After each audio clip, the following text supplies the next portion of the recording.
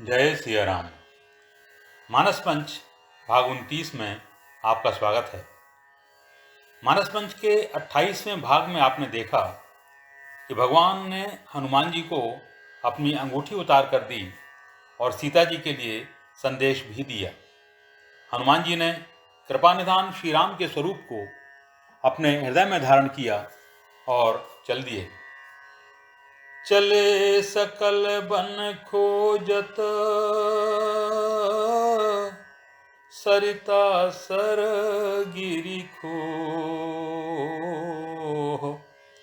राम काज लय लीन मन बिसरा तन कर छोह। सभी वानर वन में, नदियों, तालाबों, पर्वत कंदराओं में सीता जी को खोजते हुए चल दिए। श्री राम के काम में वे इतने तल्लीन हो गए थे कि उन्हें अपने शरीर की भी कोई सुध नहीं रही। कतहु होई निशिचर से भेंटा, प्राण लेहि एक एक चपेटा, बहु प्रकार गिरि कानन हेरहि, को मुनि मिलहि ताहि सब घेरहि, लागी तृषा अतिशय अकुलाने, मिलई न जल घन गहन भुलाने। वानरों को वन में यदि कहीं कोई राक्षस मिल जाता था तो सारे वानर एक एक चपेट मारकर उसके प्राण ही ले लेते थे, और यदि कोई ऋषि मुनि मिलते थे तो सभी वानर उनको प्रेम और सम्मान से घेर लेते थे। स्पष्ट है कि राक्षसों से तो किसी सहायता की आशा हो ही नहीं सकती, अतः उनका तो मिलते ही काम तमाम कर देते थे। परंतु यदि किसी साधु प्रवृत्ति के व्यक्ति से मिलने का अवसर मिले तो उस अवसर को जाने नहीं देना चाहिए, उससे कुछ न कुछ सहायता ही मिलती है। सुंदरकांड में हनुमान जी ने कहा है कि साधु ते होई न कारज हानि, ऋषि मुनि साधु आदि अर्थात सज्जन व्यक्तियों से आपको अपने कार्य में, लक्ष्य साधन में सहायता ही मिलती है, उनसे हानि होने की संभावना नहीं होती। इसीलिए वानरों को जब कोई मुनि मिलता था तो सब उसे घेर कर उससे जानकारी प्राप्त करने का प्रयास करते थे। जैसा कि पहले ही कहा है कि रामकाज में वानर इतने लीन हो गए थे कि उन्हें अपने शरीर तक का मोह नहीं रहा। इसी कारण जब उन्हें बहुत तीव्र प्यास का अनुभव हुआ तो उन्हें पानी पीने की सुध आई। घने जंगल में वे रास्ता भूल चुके थे, कहीं आसपास पानी के संकेत भी नहीं दिखाई दे रहे थे। सभी वानर अत्यंत व्याकुल हो उठे। मन हनुमान कीन्ह अनुमाना, मरन चहत सब बिनु जल पाना, चढ़ी गिरि शिखर चहूँ दिसि देखा, भूमि बिबर एक कौतुक पेखा, चक्रबाक बक हंस उड़ाही, बहुतक खग प्रबिसहि तेहि माही, गिरते उतरी पवन सुत आवा, सब कहूँ लय सोई बिबर दिखावा, आगे कह हनुमंत ही लीना, बैठे बिबर विलंब न कीना। हनुमान जी ने जब सब वानरों को इस स्थिति में देखा तो उन्हें लगा कि यदि शीघ्र ही पीने के लिए पानी नहीं मिला तो ये सभी वानर बस मरने ही वाले हैं, इनकी मृत्यु निश्चित है। वे शीघ्रता से एक पर्वत की चोटी पर जा चढ़े और चारों ओर नजर घुमाई तो उन्हें एक स्थान पर भूमि के अंदर एक गुफा में एक कौतुक अर्थात आश्चर्य दिखाई दिया। आश्चर्य यह कि उस स्थान पर चकवे, बगुले और हंस उड़ रहे थे। बहुत से पक्षी उस गुफा के अंदर भी प्रवेश कर रहे थे। यह स्पष्ट संकेत था कि उस स्थान पर जल है। हनुमान जी पर्वत शिखर से नीचे आए और सभी वानरों को ले जाकर वह गुफा दिखाई। वानरों ने संकट मोचन हनुमान जी को ही आगे रखकर गुफा में प्रवेश किया। दीख जाई उपवन बर सर्बिगसित बहुकंज, मंदिर एक रुचिर तहाँ बैठी नारी तप पुंज। गुफा में प्रवेश करने के बाद वानरों ने देखा कि वहां एक बहुत सुंदर तालाब था जिसमें अनेक कमल के फूल खिले हुए थे। वहां पर ही एक सुंदर मंदिर भी था जहां एक तपपुंज अर्थात तपोमूर्ति स्त्री बैठी हुई थी।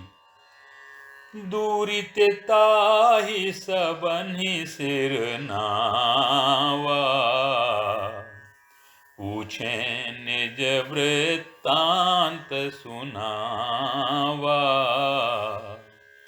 तेहि तब कहा करहु जलपाना, खाहु सुरस सुंदर फल नाना। मज्जन कीन मधुर फल खाए, तासु निकट पुनि ते चली आए। तेहि सब आपन कथा सुनाई, मैं अब जाब जहाँ रघुराई। मुदहु नयन बिबरत जिजाऊ, पैहु सीतहि जनि पछिताऊ। नयन मूंदि पुनि देखहि बीरा, ठाड़े सकल सिंधु कए तीरा। सो पुनि गई जहाँ रघुनाथा, जाई कमल पद नायऊ माथा। नाना भांति विनय तेहि कीनी, अन पायनी भगति प्रभु दीनी। सभी वानरों ने उस तपस्विनी को दूर से ही प्रणाम किया।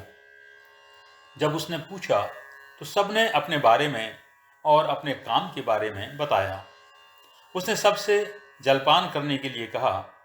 सब वानर थके हारे और भूखे प्यासे तो थे ही। सबने उस सरोवर के जल में स्नान करके अपनी थकान मिटाई और मीठे फलों से अपनी भूख मिटाई। उसके बाद वे उसके समीप आ गए। वानरों ने पहले उससे दूरी बनाए रखकर ही प्रणाम किया था। कारण यह कि वह एक तपस्विनी थी। बिना अनुमति के उन सब ने उसके क्षेत्र में प्रवेश किया था। साथ ही वह एक स्त्री भी थी। अतः इन सभी बातों को ध्यान में रखते हुए उन्होंने दूर से ही उसे प्रणाम किया। जब उन्होंने उसका आत्मीयतापूर्ण व्यवहार देखा तो वे उसके समीप आ गए। उसके बाद तपस्विनी ने उन वानरों को अपना परिचय दिया। उसने सब वानरों को आश्वस्त करते हुए कहा कि तुम लोग निश्चिंत रहो।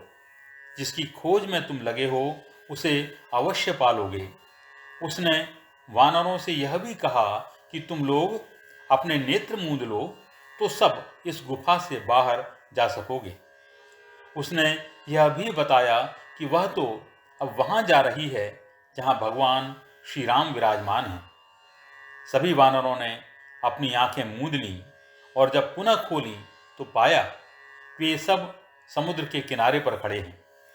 वह तपस्विनी भी भगवान के पास गई और जाकर उसने श्री राम के चरण कमलों में प्रणाम किया और अनेक प्रकार से प्रभु के सामने विनती की, अर्थात आत्मनिवेदन किया।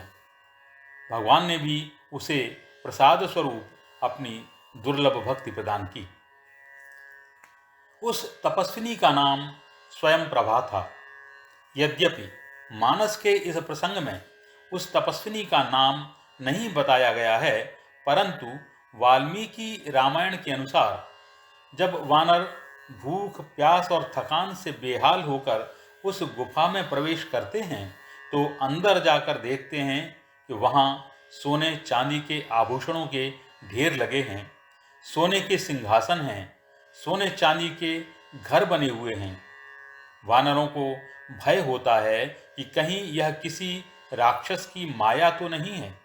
हनुमान जी वहां पर उपस्थित वृद्ध तपस्विनी से प्रश्न करते हैं कि कंचनानि च पद्मानि जातानि विमले जले कथम मत्स्याश्च सौवर्णा दृश्यन्ते सह कच्छपैः आत्मनस्त्वनुभावाद् वा कस्य चैतत्तपोबलम् अजानतां न सर्वेषां सर्वमाख्यातुमर्हसि।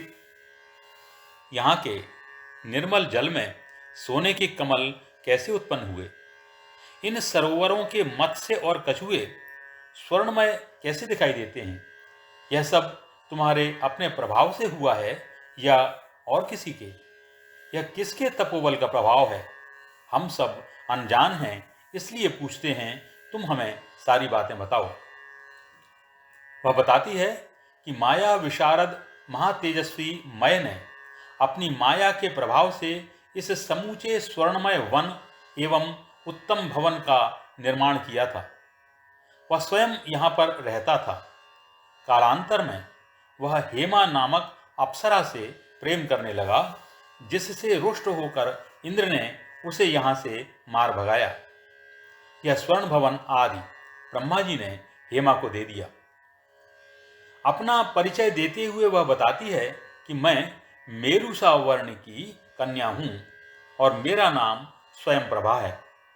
मेरी सखी हेमा ने मुझसे इस भवन की रक्षा करने का अनुरोध किया था, इसलिए मैं यहाँ रहकर उसकी रक्षा करती हूँ।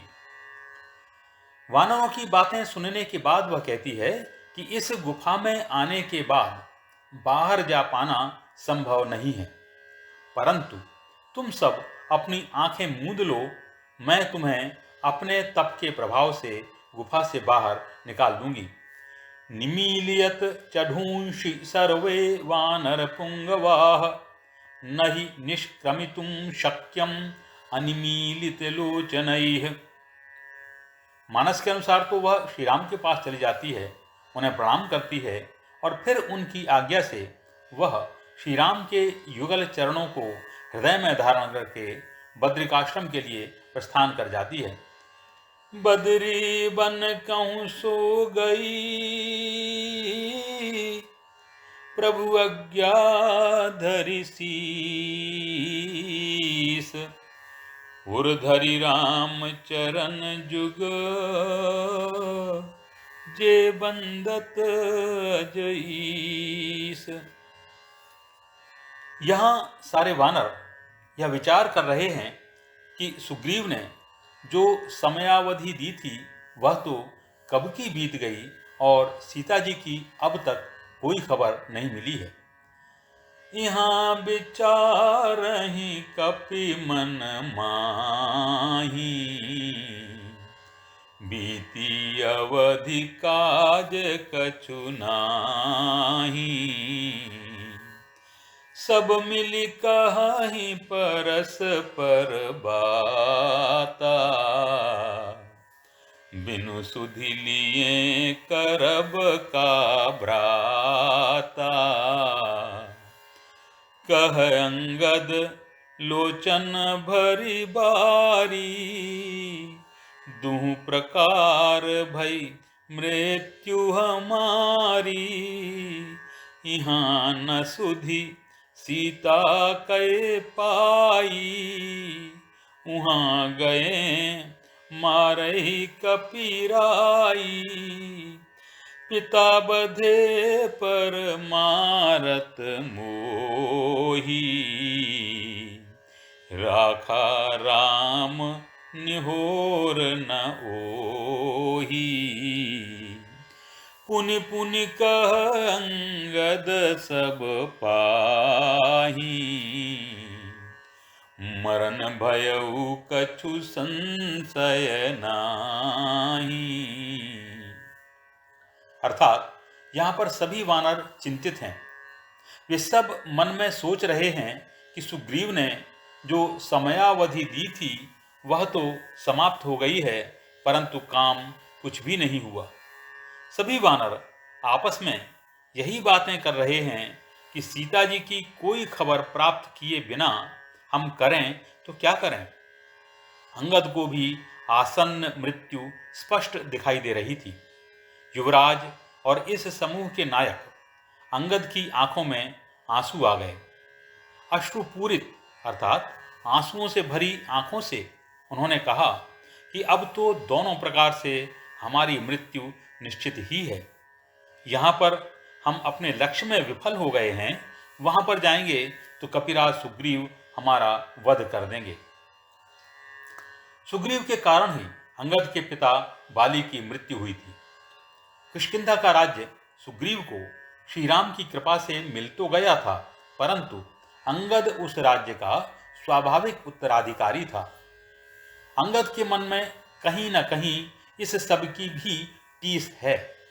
वह जानता है और कहता है कि भगवान ने उसे यदि युवराज न बनाया होता तो संभव है कि बाली की मृत्यु के बाद सुग्रीव उसका भी वध करके अपने राज्य को निष्कंटक बना लेते। वह अगर आज जीवित है तो उसमें सुग्रीव का एहसान नहीं, बल्कि भगवान श्री राम की कृपा ही कारण है। अंगद बार बार एक ही बात कह रहा है कि अब तो मरना ही है, इसमें कोई संशय नहीं है। अंगद बचन सुनहि कपि भीरा, बोल न सकहि नयन बह नीरा। क्षण एक सोच मगन होई रहे, पुनियस बचन कहत सब भय। हम सीता कै सुधि लीन्हे बिना, नहीं जय हैं युवराज प्रवीणा। अस कही लवन सिंधु तट जाई, बैठे कपि सब दर्भ डसाई। जामवंत अंगद दुख देखी, कही कथा उपदेश बिसेखी। तात राम कहूँ नर जनि मानहु, निर्गुण ब्रह्म अजित अज जानहु। हम सब सेवक अति बड़ भागी, संतत सगुन ब्रह्म अनुरागी। अंगद की इन बातों को सुनकर सभी वानरवीर चुप रह गए। वे कुछ बोल नहीं पा रहे थे। भय, शोक और निराशा की भावना ने सबको घेर लिया था और उनकी आंखों से आंसू बह रहे थे। क्षण भर तो वे चिंता में निमग्न होकर चुप ही रहे। फिर उन्होंने अंगद से कहा कि हे चतुर युवराज, हमें यदि सीता जी की खबर नहीं मिलती तो हम महाराज सुग्रीव के पास वापस जाएंगे ही नहीं। ऐसा निर्णय करके सभी वानरों ने खारे पानी से भरे हुए समुद्र के किनारे कुशासन बिछाया और बैठ गए। वाल्मीकि रामायण में बताया गया है कि सीता जी की खबर न मिलने से निराश और सुग्रीव के हाथों वध होने की आशंका से भयग्रस्त और शोकाकुल वानरों ने भोजन का त्याग करके प्राण त्यागने का निश्चय कर लिया। यहां भी लवण सिंधु तट जाई, बैठे कपि सब दर्भ डसाई से यही संकेत मिलता है कि उन्होंने प्राण त्याग का निश्चय कर लिया था। नेता या नायक शब्द संस्कृत की नी धातु से बना है और इसका अर्थ होता है जो आगे की ओर ले जाए। नयति इति नायकः, जो लेकर चलता है वह नायक है। परंतु जब नायक ही हताश हो जाए और निराशापूर्ण बातों से अपने साथियों में निराशा का भाव भरने लगे तो कार्य की सफलता संदेह के घेरे में आ जाती है। वानरों के इस दल के एक सदस्य के रूप में ब्रह्मा जी के पुत्र जामवंत भी थे। वे दल के सबसे वयोवृद्ध सदस्य थे। उन्होंने अंगद को जब दुख और निराशा भरी बातें करते हुए सुना तो वे उठ खड़े हुए। उन्होंने अंगद को समझाया और भगवान श्री राम के वास्तविक स्वरूप का वर्णन करते हुए कहा कि हे तात, क्या तुम भी श्री राम को सामान्य मनुष्य ही समझ रहे हो? उन्हें मनुष्य मत समझो, बल्कि इस बात को अपने हृदय में अच्छी तरह से बैठा लो कि निर्गुण ब्रह्म जो अजित और अजन्मा है, अर्थात जिसका न तो जन्म होता है और न ही जिसे कोई जीत सकता है, वही राम के रूप में अवतरित हुआ है। अतः श्री राम सगुण ब्रह्म है और हम सब लोग अत्यंत भाग्यशाली हैं कि हमारा उनके चरणों में लगातार प्रेम है। आशय यह है कि जब हम सर्वेश्वर भगवान श्री राम के निर्देश पर कार्य कर रहे हैं तो हमें निराश होने की आवश्यकता नहीं है। हमें तो केवल अपने कर्तव्य का पालन कर्मठता के साथ करना है। सफलता असफलता पर तो उसका ही नियंत्रण है जिसने हमें यह कार्य सौंपा है। हमारे अधिकार क्षेत्र में तो केवल सौंपे गए कार्य के लिए प्रयास करना ही है। कर्मण्येवाधिकारस्ते मा फलेषु कदाचन। इसीलिए निराशा को भी पाप कहा गया है, क्योंकि यह ईश्वर के प्रति हमारे विश्वास पर प्रश्न चिन्ह लगाती है। यहाँ गोस्वामी जी ने जामवंत और अंगद के इस संवाद के माध्यम से जनसाधारण के लिए भी संदेश दिया है। प्रत्येक परिस्थिति में अपने विवेक के अनुसार आशा और ईश्वर में विश्वास के साथ अपने कर्तव्य का निर्धारण करके तदनुसार ही आचरण करना चाहिए। जो आपका काम है वही रामकाज है। संपूर्ण समर्पण और उत्साह के साथ परिणाम के प्रति चिंतित हुए बिना उस कार्य में लगे रहना चाहिए। जामवंत जी इसके बाद श्री राम के दिव्य स्वरूप को और अधिक स्पष्ट करते हुए कहते हैं कि निज इच्छा प्रभु अवतरहि, सुर मही गो द्विज लागी, सगुन उपासक संगत रहहि मोक्ष सब त्याग। प्रभु अपनी इच्छा से ही अवतरित होते हैं, अर्थात उनका जन्म सामान्य प्राणी के समान कर्म फल के परिणाम स्वरूप नहीं होता, बल्कि वे तो स्वेच्छा से अवतरित होते हैं। गीता में भगवान कहते हैं कि यदा यदा हि धर्मस्य ग्लानिर्भवति भारत अभ्युत्थानमधर्मस्य तदात्मानं सृजाम्यहम्। मानस के बालकांड में भी यही बात कही गई है कि जब जब होई धर्म कै हानि, बाढ़हि असुर अधम अभिमानी, तब तब धरि प्रभु विविध शरीरा,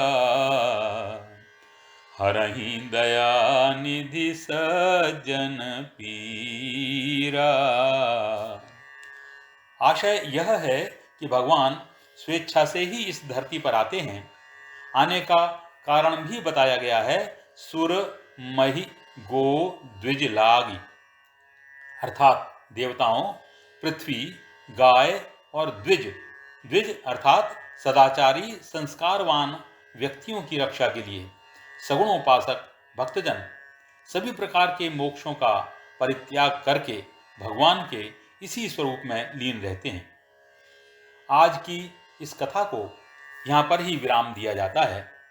15 मई को मानस मंच के 30वें भाग में इसी दोहे की व्याख्या से आगे की कथा का आरंभ किया जाएगा। मानस मंच के जिन श्रोताओं ने इसे अभी तक सब्सक्राइब नहीं किया है, उनसे अनुरोध है कि कृपया वे इसे सब्सक्राइब अवश्य कर लें। इससे हमें अपना यह प्रयास जारी रखने में सुविधा होगी। जय सिया राम।